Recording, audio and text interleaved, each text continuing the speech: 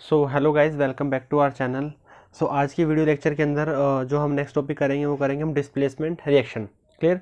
देखो हमने last video में हमने किया था टाइप्स ऑफ केमिकल रिएक्शंस। उसके अंदर जो सबसे फर्स्ट थी वो थी combination reaction, second decomposition reaction, third थी डिस्प्लेसमेंट रिएक्शन। क्लियर। तो इससे पहले हम दो रिएक्शन के टाइप्स हम डिस्कस कर चुके हैं, जो है हमारी कॉम्बिनेशन रिएक्शन और डिकम्पोजिशन रिएक्शन। क्लियर। सो आज के इस वीडियो के अंदर हम डिस्प्लेसमेंट रिएक्शन को कवर करेंगे। क्लियर। ओके। अब देखो as a name suggest displacement reaction. अब वहां पे क्या था, कॉम्बिनेशन के अंदर क्या था कि कंबाइन हो रहे थे। डिकम्पोजिशन का मतलब क्या था कि वो ब्रेकडाउन हो रहे थे। अब डिस्प्लेसमेंट का मतलब क्या क्या होगा, डिस्प्लेस होगा। क्या करेंगे यहाँ पे, डिस्प्लेसमेंट ऑफ एलिमेंट होगा यहाँ पे। क्लियर। अब डिस्प्लेसमेंट कैसे होगा, देखो जैसे अगर हमारे पास ए बी एक कंपाउंड है और उसके अंदर हमने सी को ऐड कर दिया, हमने उसके अंदर सी डाल दिया। ठीक है। अब जो सी है, सी ज़्यादा रिएक्टिव है, ज़्यादा पावरफुल है, ज़्यादा एक्टिव है। ठीक है। अगर सी ज़्यादा पावरफुल है तो वो क्या करेगा, ए को डिस्प्लेस कर देगा। और जैसे ही उसने ए को डिस्प्लेस किया तो वो ए की जगह आ गया और ए क्या हो गया, अलग हो गया। ए क्या हो गया, अलग हो गया। सी ने क्या किया, सी ने ए को डिस्प्लेस किया और ए की जगह पे क्या आ गया, खुद आ गया और ए क्या हो गया, अलग हो गया। ठीक है। तो ये होंगे हमारे डिस्प्लेसमेंट रिएक्शन, जहाँ पे जो ज़्यादा एक्टिव है वो जो कम एक्टिव है उसको क्या करेगा, वो डिस्प्लेस करेगा। अब लेट्स से कि जो भी दो, अगर लेट्स से कि एक पावरफुल मैन है तो जो जो कम पावरफुल है उसके ऊपर वो क्या होगा, हैवी होगा। वो जहाँ चाहे उसको वो डिस्प्लेस कर सकता है क्योंकि वो क्या है, ज़्यादा पावरफुल है। तो ऐसे ही यहाँ पर हम एलिमेंट्स में, मेटल्स में भी क्या होता है, इनका प्रायोरिटी ऑर्डर होता है कि कौन ज़्यादा एक्टिव है, कौन ज़्यादा रिएक्टिव है, कौन ज़्यादा पावरफुल है। क्लियर। उसी के अकॉर्डिंग कि जो एक ज़्यादा पावरफुल है वो जो लेस वन है उसको क्या करेगा, वो डिस्प्लेस कर देता है। क्लियर। ओके। सो इसकी डेफिनेशन क्या आएगी, the chemical reaction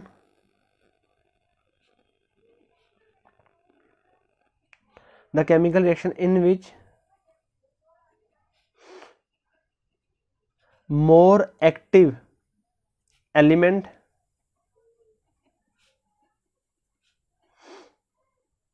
displace the less active element from its compound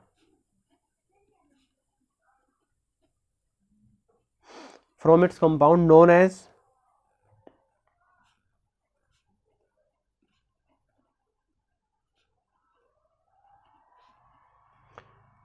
displacement reaction. Clear. जो ज़्यादा जो पावरफुल है, ज़्यादा जो एक्टिव है, ज़्यादा जो रिएक्टिव है, वो क्या करेगा, जो कम रिएक्टिव है उसको क्या कर देगा, वो डिस्प्लेस कर देगा। क्लियर। जैसे हम इसका एग्जांपल देखते हैं, हमारे पास है कॉपर सल्फेट। हमारे पास क्या है, कॉपर सल्फेट है। एक्वस सोल्यूशन है कॉपर सल्फेट का। कॉपर सल्फेट के क्रिस्टल आते हैं, जो कॉपर सल्फेट के क्रिस्टल होते हैं ब्लू कलर के होते हैं, और जैसे हम उसका सोल्यूशन प्रिपेयर करते हैं तो वो भी क्या होता है, ब्लू कलर का सोल्यूशन बनता है। क्लियर। तो इसका नाम है कॉपर सल्फेट। एक बच्चे ने डाउट पूछा था कि क्या सर जो केमिकल रिएक्शन है, केमिकल रिएक्शन में इस तरह से नाम लिखना जरूरी है। देखो अगर आप एक सही केमिकल रिएक्शन लिख रहे हो तो वहाँ पे आपको जो भी आप यहाँ पे एलिमेंट लिख रहे हो, कंपाउंड लिख रहे हो, उसका नाम आपको साथ में लिखना होगा। क्लियर।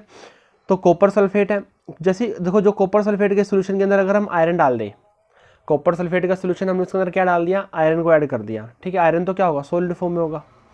अब होगा क्या, क्योंकि आयरन ज़्यादा रिएक्टिव है, क्योंकि आयरन क्या है, ज़्यादा रिएक्टिव है, ज़्यादा एक्टिव है, तो क्या करेगा, कॉपर को यहाँ से डिस्प्लेस कर देगा। कॉपर को यहाँ से क्या करेगा, डिस्प्लेस करेगा और कॉपर की जगह खुद आ जाएगा।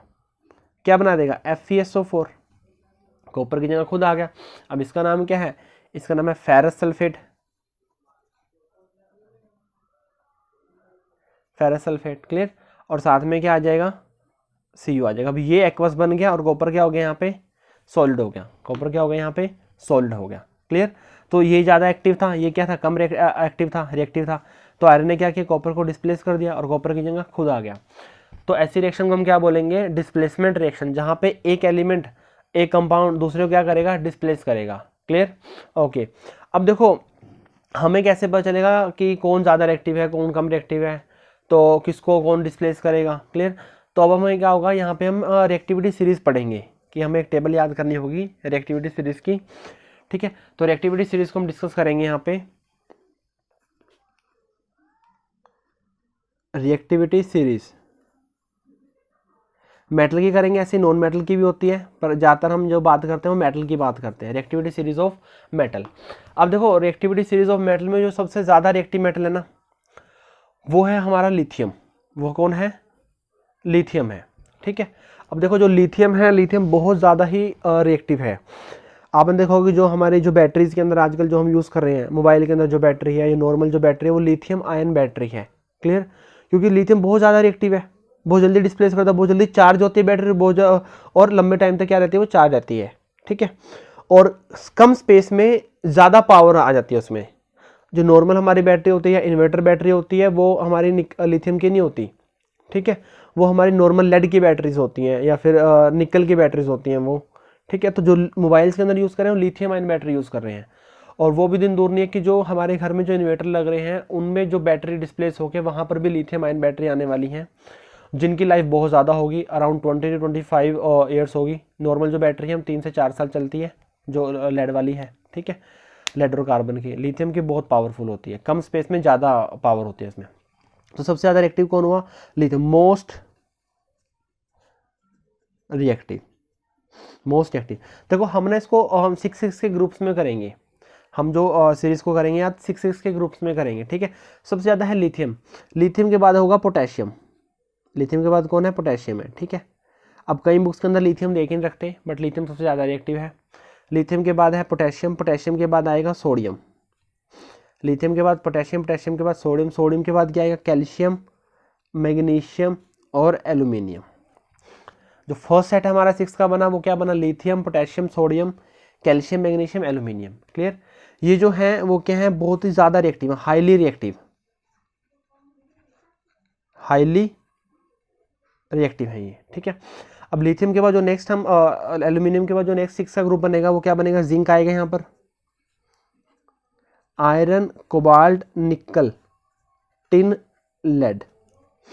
जिंक, आयरन, कोबाल्ट, निकल, ये तो सीरीज में ही हो गया, 26, 27, 28। आयरन का एटॉमिक नंबर 26 है, निकल का 27 और कोबाल्ट का, और निकल का कितना? 28 है। तो zinc, iron, cobalt, nickel, tin और लेड, क्लियर। तो ये भी रिएक्टिव हैं, बट इतने ज़्यादा भी रिएक्टिव नहीं है, ठीक है, ओके। अब इसके बाद आएगा हाइड्रोजन। देखो रिएक्टिविटी सीरीज के अंदर जो हाइड्रोजन होता है ना हमारा, हाइड्रोजन होता है हमारा रेफरेंस। हाइड्रोजन क्या होता है? रेफरेंस होता है, ठीक है। अब ये ज़्यादा रिएक्टिव क्यों है, ये बाकी वाले कम रिएक्टिव क्यों होंगे? तो वो हम किसके कंपैरिजन में बात करें, कोई रेफरेंस तो होना चाहिए ना। तो वहाँ पे रेफरेंस होता है हमारा हाइड्रोजन, कि ये वाले सारे हाइड्रोजन से ज़्यादा रिएक्टिव हैं, ये वाले सारे हाइड्रोजन से ज़्यादा रिएक्टिव हैं। अब जो हम लिखेंगे वो हाइड्रोजन से क्या होंगे? कम रिएक्टिव होंगे, ठीक है। उसके अंदर कौन आएगा? कॉपर आएगा, मरकरी आएगा, सिल्वर आएगा, गोल्ड आएगा, और साथ में क्या आएगा यहाँ पर? प्लेटिनम आएगा, क्लियर। तो हाइड्रोजन के बाद कौन आएगा? कॉपर, कॉपर के बाद मरकरी, मरकरी के बाद सिल्वर, सिल्वर के बाद गोल्ड, गोल्ड के बाद प्लेटिनम। अब देखो हमें पता है कि जो सिल्वर है, सिल्वर बहुत कम रिएक्टिव है, बट रिएक्टिव था। जैसे आप देखोगे जो नॉर्मल सिल्वर यूज़ करते हैं, जो सिल्वर की जो ज्वेलरी होती है, थोड़े टाइम पे तो ब्लैक हो जाती है। रिएक्टिव तो है बट कम रिएक्टिव है, कम एटमोसफेयर के साथ कम रिएक्ट करता है। गोल्ड, गोल्ड की तो बहुत बहुत कम रिएक्टिव होते हैं, गोल्ड तो नॉर्मल रिएक्ट ही नहीं करता, ठीक है। ऐसे ही प्लेटिनम, प्लेटिनम तो हमें पता है कि गोल्ड से भी इवन महंगा है। क्यों महंगा है ये, क्यों कॉस्टली है? क्योंकि बहुत कम रिएक्टिव है। और प्लेटिनम को तुम क्या बोलते हैं? वाइट गोल्ड भी बोलते हैं। प्लेटिनम को क्या बोलते हैं? वाइट गोल्ड भी बोला जाता है इसको, क्लियर। तो ये क्या है? ये सारी लेस रिएक्टिव है, ये लेस रिएक्टिव वन है, लेस रिएक्टिव, ठीक है। सो जैसे जो प्लेटिनम होगा, प्लेटिनम सबसे लीस्ट रिएक्टिव है, इससे कम रिएक्टिव कोई नहीं है। सो डाउन द जा रहे हैं, ऐसे डाउन जा रहे हैं तो क्या हो रहा है? रिएक्टिविटी डिक्रीज हो रही है, रिएक्टिविटी क्या हो रही है? डिक्रीज हो रही है। तो डाउन द ग्रुप जा रहे हैं, इस तरह से रिएक्टिविटी क्या हो रही है? डिक्रीज हो रही है। तो आपको 3 के सेट में याद करना है, 6, 6, 6 सबसे ज़्यादा रिएक्टिव है, फिर नॉर्मल बीच में आएंगे, और ये होंगे सबसे लास्ट में आएंगे, क्लियर। सबसे मोस्ट एक्टिव लिथियम, सबसे कम रिएक्टिव, लिस्ट एक्टिव क्या होगा? प्लेटिनम होगा, क्लियर, ओके। अब देखो जैसे अगर मैं बात करूँ इसमें और एग्जांपल लेता हूँ मैं, यहाँ पे जैसे जिंक है, सॉलिड है, और साथ में किसमें हमने ऐड किया? जिंक को कॉपर सल्फेट के एक्वा सॉल्यूशन में ऐड किया है। अब देखो अपन ने चेक करना है सीरीज में, अपन को क्या चेक करना है? सीरीज में चेक करना है। जिंक ये रहा, कॉपर ये रहा। तो जिंक ज़्यादा रिएक्टिव है तो कॉपर को क्या कर देगा, डिस्प्लेस कर देगा, तो कर देगा कॉपर को डिस्प्लेस। तो कॉपर की जगह क्या आ जाएगा, खुद आ जाएगा, एक्वस बना देगा और साथ में क्या आएगा, कॉपर आएगा। तो इसका नाम क्या होगा, कॉपर सल्फेट। इसका नाम क्या हो जाएगा, zinc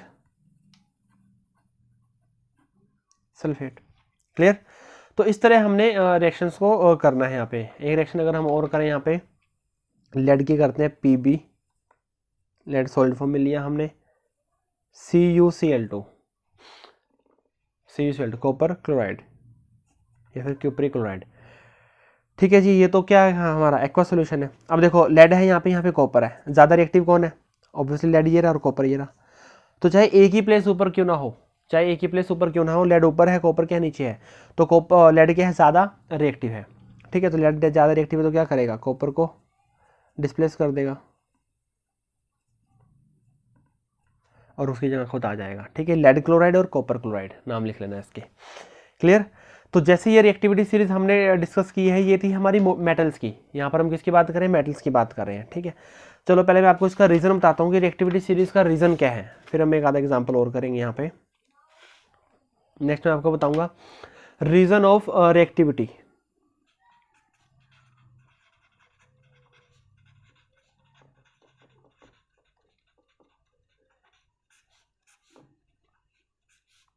reason of reactivity. Clear. अब देखो रीज़न ऑफ रिएक्टिविटी के अंदर क्या है कि जो रिएक्टिविटी सीरीज को हमने किया है कि लिथियम सबसे ज़्यादा रिएक्टिव है, प्लेटिनम सबसे कम रिएक्टिव है, ऐसा क्यों है, ये ऐसा किस बेस पे हमने किया है उसको। क्लियर।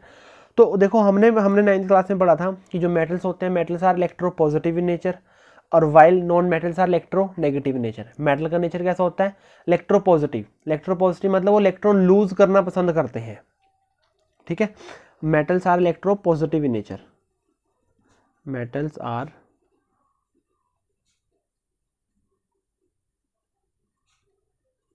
Electropositive in nature.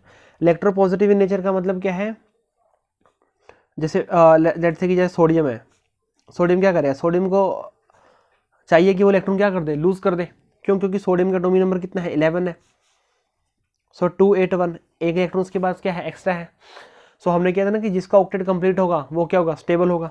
तो जैसे इलेक्ट्रॉन लूज किया, अब इलेक्ट्रॉन कितने हो गए, 2 और 8, अब ये क्या हो गया, स्टेबल हो गया। तो इलेक्ट्रॉन लूज करना पसंद करते हैं, क्यों। क्लियर। अब देखो मेटल सारे ही इलेक्ट्रॉन लूज करना पसंद करते हैं। अब कई मेटल बहुत जल्दी इलेक्ट्रॉन को लूज कर देते हैं, कई मेटल कुछ थोड़ा टाइम लेते हैं, थोड़ा स्लो इलेक्ट्रॉन को लूज करते हैं। क्लियर। अब जो मेटल इलेक्ट्रॉन को जल्दी लूज करते हैं वो क्या होंगे, ज़्यादा रिएक्टिव है, वो ज़्यादा पावरफुल है, वो ज़्यादा एक्टिव है। जो मेटल कम लेट मेटल को क्या करेंगे, इलेक्ट्रॉन को लूज करेंगे, तो वो क्या होंगे, कम रिएक्टिव होंगे। वो क्या होंगे, कम रिएक्टिव होंगे, कम क्या होंगे, एक्टिव होंगे। क्लियर। सो हम इसमें लिख देंगे if any metal lose electron very rapidly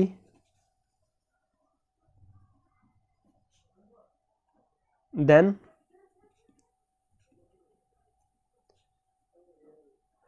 it is more reactive, and if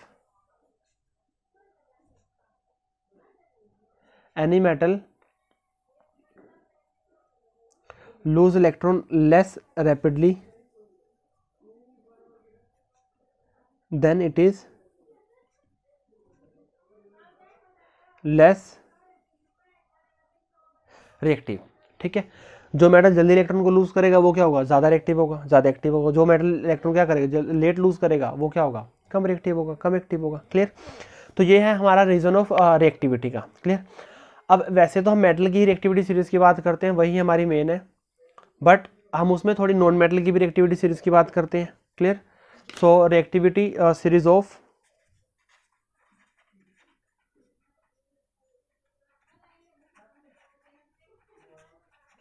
non metal की हम बात करेंगे। नॉन मेटल में भी हम मेनली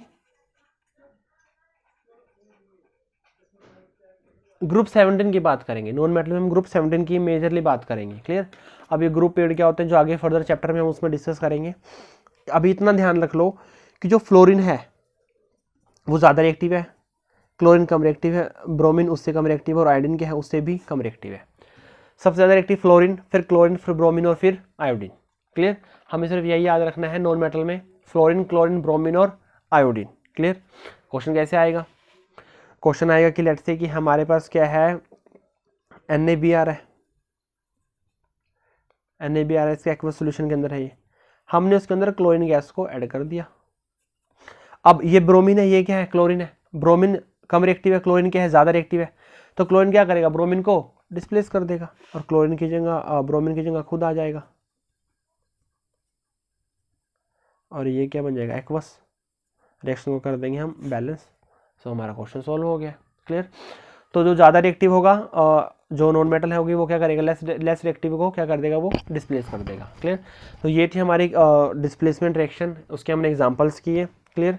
उसमें मेटल और नॉन मेटल की हमने बात की। क्लियर। तो इस वीडियो लेक्चर के अंदर हम एक और टाइप को कवर करेंगे, जो है हमारे डबल डिस्प्लेसमेंट रिएक्शन। क्लियर। अभी तो हमने क्या की थी, सिंपल डिस्प्लेसमेंट रिएक्शन की थी, अब हम करेंगे डबल डिस्प्लेसमेंट रिएक्शन। हमारी फोर्थ है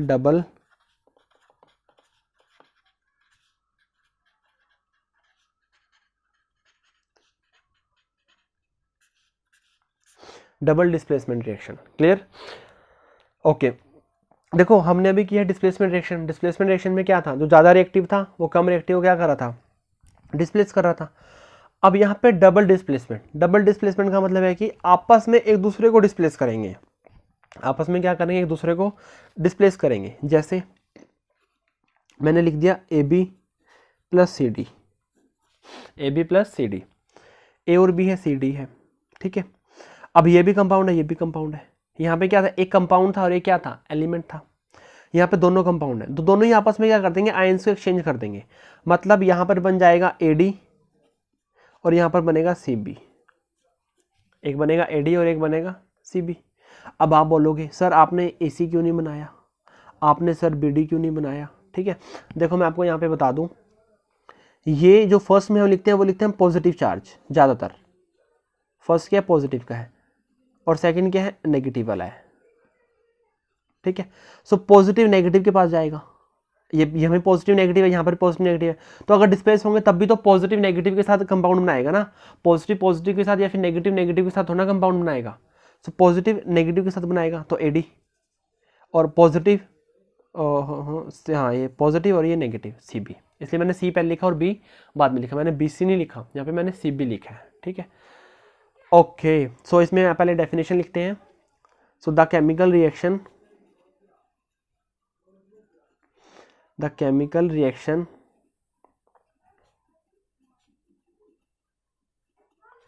in which two ionic compound exchange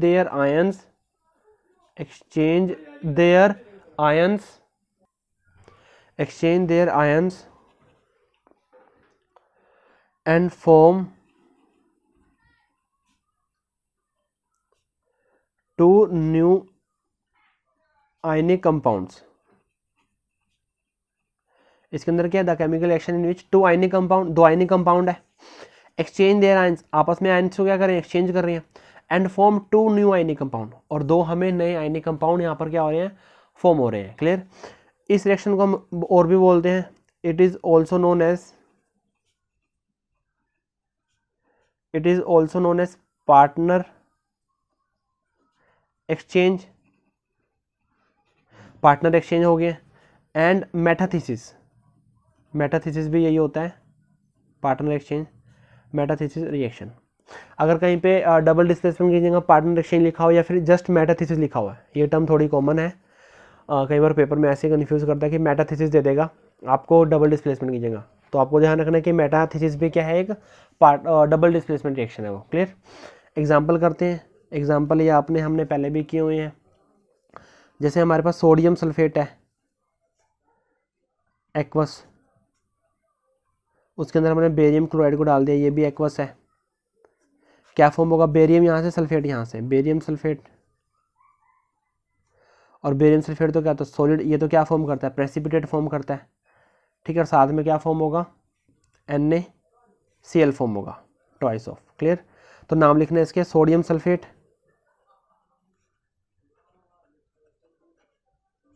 ये क्या है, बेरियम क्लोराइड, बेरियम सल्फेट, और ये क्या है, सोडियम क्लोराइड। अब आप बोलोगे सर ये तो रिएक्शन प्रेसिपिटेशन रिएक्शन है। हाँ जी बिल्कुल, प्रेसिपिटेशन रिएक्शन में क्या होता है, डबल डिस्प्लेसमेंट रिएक्शन होती है। ये पॉजिटिव है, नेगेटिव है, ये पॉजिटिव नेगेटिव, पॉजिटिव नेगेटिव के पास चला गया, ये पॉजिटिव इस नेगेटिव के साथ चला गया, तो प्रेसिपिटेशन रिएक्शन भी है क्योंकि इसमें प्रेसिपिटेट की फॉर्मेशन हुई है, और ये डबल डिस्प्लेसमेंट भी है। क्लियर? ओके, एक एग्जांपल और करते हैं। AgNO3 plus NaCl gives AgCl, AgCl solid, और ये भी क्या फॉर्म करता है, प्रेसिपिटेट, और साथ में NaNO3 एक्वस। AgNO3 क्या नाम होगा इसका, silver nitrate, sodium chloride, silver chloride, sodium nitrate. इसका पता है कलर, हमें क्या कलर होता है इसका, सिल्वर वाइट, इसका क्या होता है, कलर होता है। क्लियर? तो ये हमारी है डबल डिस्प्लेसमेंट रिएक्शन। क्लियर? इस डबल डिस्प्लेसमेंट में इतना ही है, इसमें कोई रिएक्टिविटी सीरीज की हमें जरूरत नहीं है, दो कंपाउंड होने चाहिए, आपस में क्या करेंगे, उसके आयंस एक्सचेंज करेंगे और रिएक्शन क्या होगी, फॉर्म होगी। क्लियर? ओके, इसके बेस में मैं आपको कुछ क्वेश्चंस दे रहा हूँ, ये कुछ क्वेश्चंस हैं, नेक्स्ट वीडियो के अंदर हम क्वेश्चंस को डिस्कस करेंगे। Clear? So first, second, third और फोर्थ, ये फोर्थ जो 4 क्वेश्चंस हैं, ये क्वेश्चंस तो हैं आपके एनसीईआरटी के टेक्स्ट क्वेश्चंस। क्लियर? और ये क्वेश्चंस है आपके लिए अलग से डिस्प्लेसमेंट रिएक्शन के ऊपर है कि इनमें से 3366 में से कौन कौन सी रिएक्शन पॉसिबल है और कौन कौन सी रिएक्शन पॉसिबल नहीं है। क्लियर? वही रिएक्शन पॉसिबल होगी जो ज़्यादा रिएक्टिव, लेस रिएक्टिव क्या कर देगा, डिस्प्लेस कर देगा। ठीक है? अगर कम रिएक्टिव है जो उसको डिस्प्लेस नहीं कर पाएगा तो रिएक्शन क्या होगी हमारी, नॉट पॉसिबल, वही सेम रहेगा, कुछ भी फर्क नहीं पड़ेगा। ठीक है? सो ये क्वेश्चंस हैं, नेक्स्ट वीडियो के अंदर हम इन क्वेश्चंस को क्या करेंगे, डिस्कस करेंगे। Okay, till then, thank you, bye bye.